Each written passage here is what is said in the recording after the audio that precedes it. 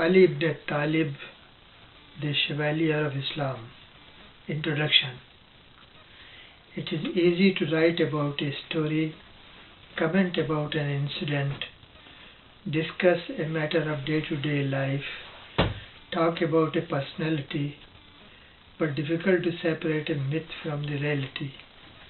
Such is the life of the great men who perform feats of extraordinary deeds and distinguish themselves among their fellow beings in such a way that they appear with a halo over their head, and around their names cluster innumerable stories, poems, proverbs, and anecdotes. The task becomes still more difficult when there is a mist of time between the performer and the commentator or the storyteller. Ali, the son of Abu Talib, is such a personality who even during his lifetime was regarded as a man of superhuman achievements. However, unlike other mythical characters, he lived and performed in the full light of the history. It is therefore not difficult to separate myth from the reality, but whenever we do so, we encounter surprises at every step. Was he a god or human? It becomes difficult to decide.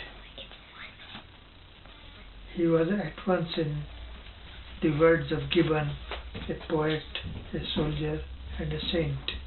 His wisdom still breathes in a collection of moral and religious sayings, and every antagonist in combats of the tongue or the sword was subdued by his eloquence or valor. Justice Amir Ali sums up his character and achievements in the following words: "Thus died in the prime of his life the best-hearted Muslim, to use Colonel Osborne's words, that ever lived, mild, beneficent, and humane, ready to help the weak and distressed. His life had been devoted to the cause of Islam. Had he possessed the sternness of Umar's character, he would have been more successful in governing an unruly race like the Arabs.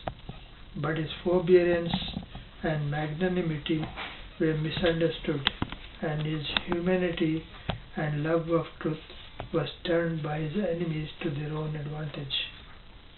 Ali is described as a man of ruddy complexion, not very tall, but extremely strong, inclined to stoutness, with a flowing beard, soft grey eyes, and a look of great amiability and kindness. His bravery had won him the title of the Lion of God, his learning that of the Gate of Knowledge, chivalrous, humane, and forbearing.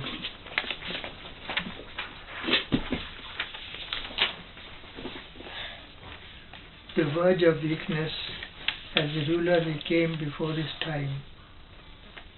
Many of the grand undertakings initiated by Umar for the welfare of the people were due to his counsel. Ever ready to succor the weak and to redress the wrongs of the injured, the accounts of his valorous deeds are still recited with enthusiasm from the bazaars of Cairo to those of Delhi.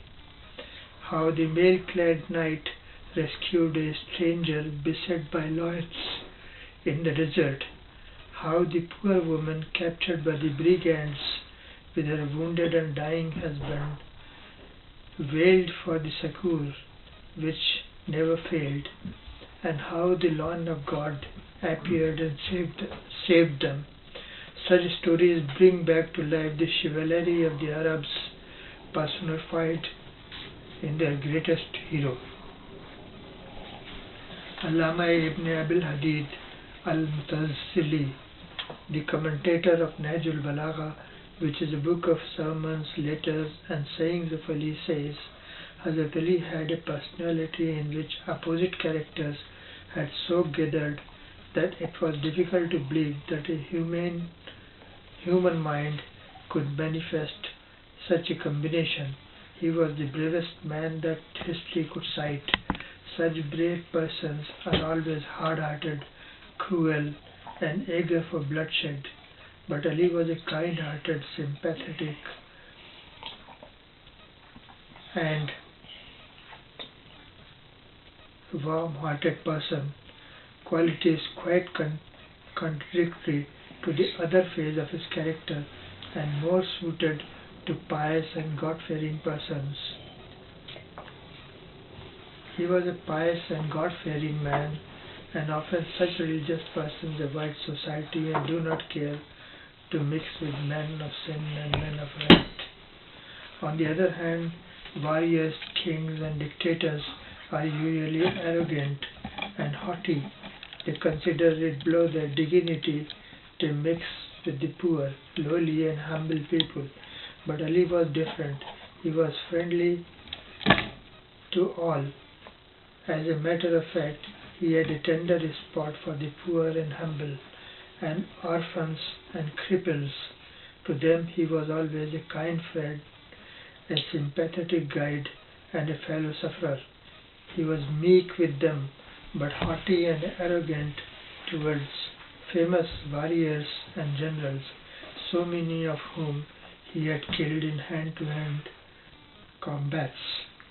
He was always kind, but a strict, wayward persons, sympathetically teaching them the ways of God. He always smiled and passed happy and witty rejoinders. It was difficult to overcome in debates or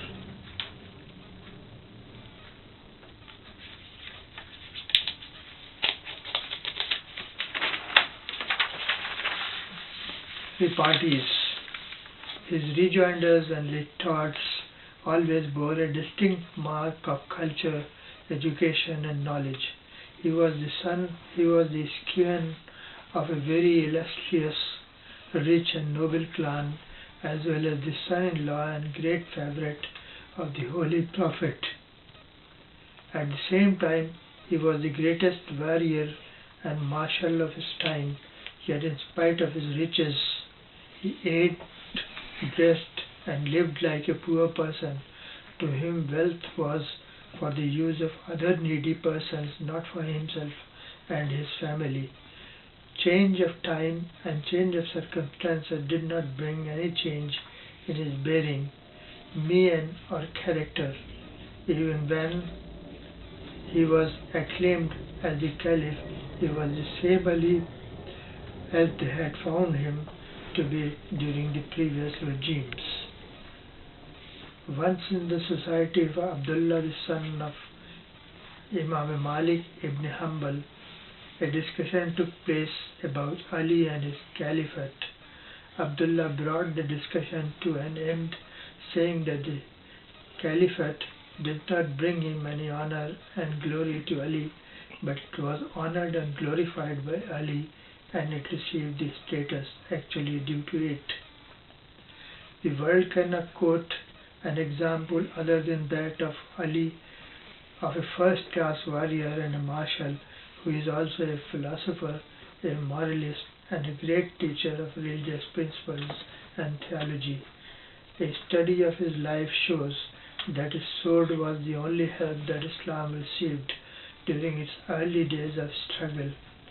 In its wars of self-defense for Islam, he was the first and last line of defense, who was there to stand by him in the battles of Badr,